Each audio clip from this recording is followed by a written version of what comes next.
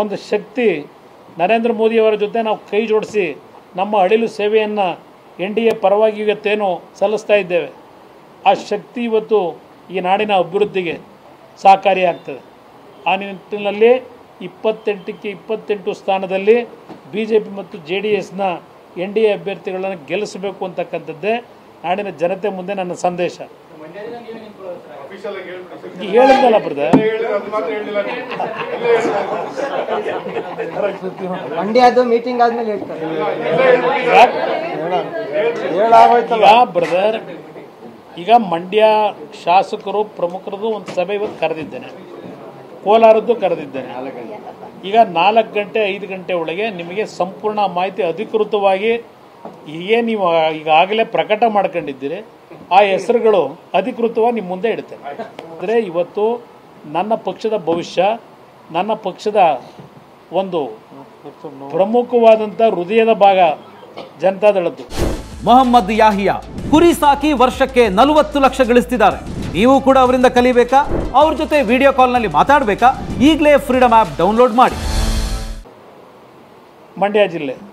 ಮಂಡ್ಯ ಜಿಲ್ಲೆಯ ಜನತೆ ಇವತ್ತೇನು ಬಯಸ್ತಾ ಇದ್ದಾರೆ, ನನಗೆ ಚುನಾವಣೆ ನಡೆಸ್ತಕ್ಕಂಥದ್ದು ಇಲ್ಲ, ಟೂರಿಂಗ್ ಟಾಕೀಸ್ ಅಂತ ಹೇಳಿದ್ದಾರೆ.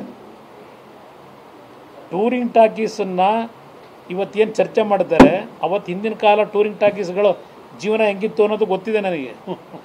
ಇವತ್ತು ನನ್ನ ಪರಿಸ್ಥಿತಿನೂ ರಾಜಕೀಯವಾದಲ್ಲಿ ಅದೇ ಪರಿಸ್ಥಿತಿಯಲ್ಲಿದ್ದೇನೆ. ನನ್ನ ಪಕ್ಷ ಉಳಿಸ್ಕೊಳ್ಳಿಕ್ಕೆ, ಈ ಪಕ್ಷದ ಶಕ್ತಿಯನ್ನು ಇವತ್ತು ಭದ್ರಗೊಳಿಸ್ಲಿಕ್ಕೆ ಆ ಬೇರು ಗಟ್ಟಿಯಾಗಬೇಕಾಗಿದೆ.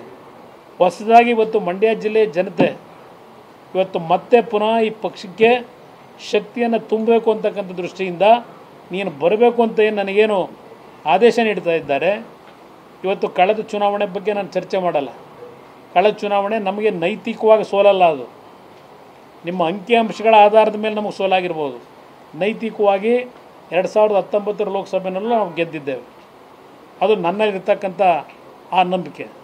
ಈ ಚುನಾವಣೆಯ ಮುಖಾಂತರ ಮತ್ತೆ ಏನು ನಾವು ಮುಗಿಸೇ ಇದ್ದೇವೆ, ಇವತ್ತು ಹಳೆ ಕರ್ನಾಟಕ ಭಾಗದಲ್ಲಿ JDSನ ಸಂಪೂರ್ಣ ನಾಶ ಮಾಡಿದ್ದೇವೆ ಅಂತಕ್ಕಂಥ ಆ ಒಂದು ದುರಂಕಾರದ ಮಾತುಗಳಿದೆಯಲ್ಲ, ಅದಕ್ಕೆ ಅದೇ ಜನತೆಯಿಂದ ಈ ಚುನಾವಣೆಯಲ್ಲಿ ಉತ್ತರವನ್ನು ಪಡೀತಕ್ಕಂಥ ನಿಟ್ಟಿನಲ್ಲಿ ಇವತ್ತು ತಲೆಬಾಗ್ತಕ್ಕಂಥದ್ದಕ್ಕೆ ಜನಪಟ್ಟದ ಮತದಾರರು, ರಾಮನಗರ ಜಿಲ್ಲೆಯ ಮತದಾರರಿಗೆ ಇಲ್ಲಿಂದಲೇ ನಿಮ್ಮ ಮುಖಾಂತರವೇ ಕೈ ಜೋಡಿಸಿ ಮನವಿ ಮಾಡ್ತೇನೆ.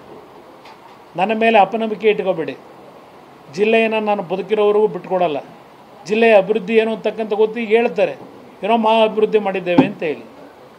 ನಾನು ರಾಮನಗರ ಜಿಲ್ಲೆಗೆ ಕಾಲಿಟ್ಟಾಗ ಯಾವ ರೀತಿ ಆ ಜಿಲ್ಲೆ ಇತ್ತು, ಇವತ್ತು ಆ ಜಿಲ್ಲೆ ಯಾವ ರೀತಿ ಇದೆ, ಕಣ್ಣು ಮುಂದೆ ಇರತಕ್ಕಂಥದ್ದು